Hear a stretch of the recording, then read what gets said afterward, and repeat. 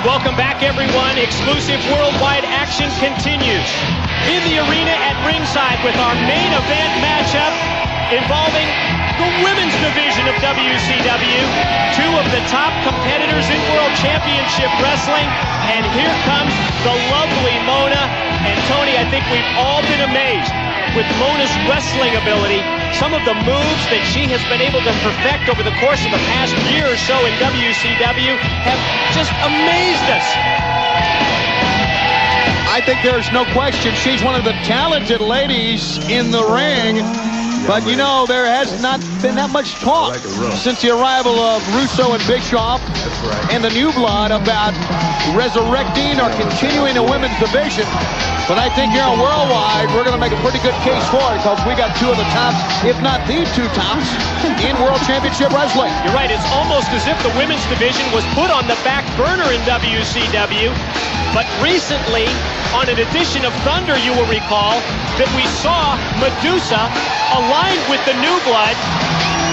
And we also saw Mona as one of the friends of the Millionaires Club. Of course, these two have quite a history, quite a rivalry here in WCW.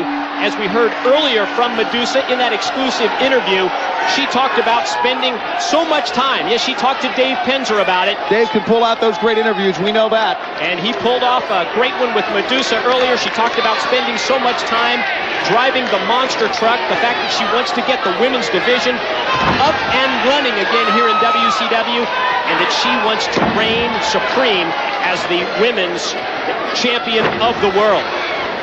So what does that tell us? This is a very, very big match for her, for Mona, and for this now mythical, I guess, women's division. Well, I think there's no question that World Championship Wrestling executives are keeping their eyes on this matchup here, and one would certainly think that the winner of this bout would go a long way towards advancing.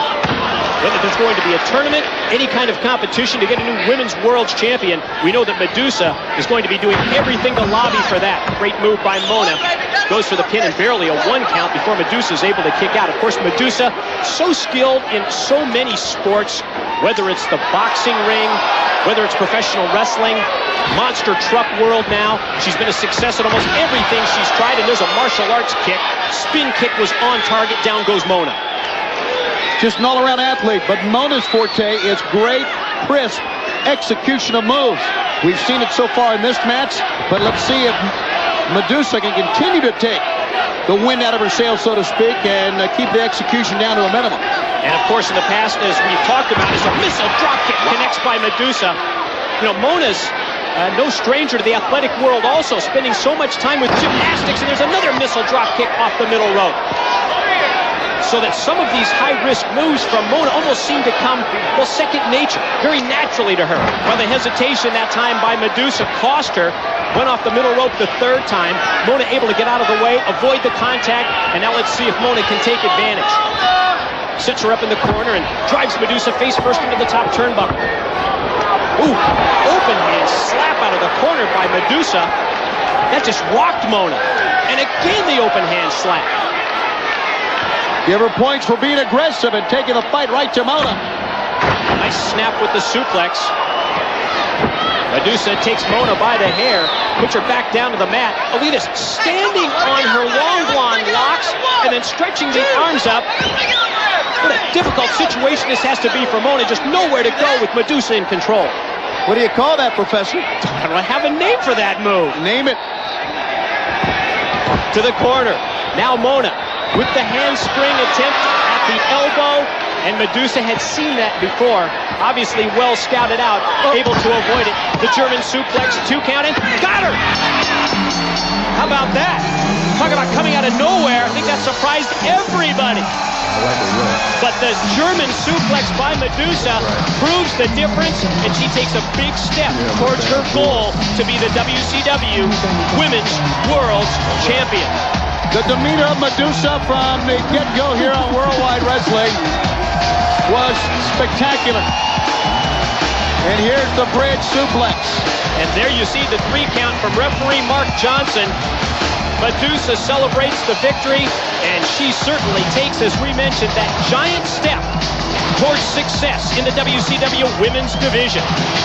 And let's send it back now to the studio and Bobby Heenan and Scott Hudson. Thanks a lot, Mike, tonight. What great action here on WCW Worldwide with Madusa and Mona. But what about this?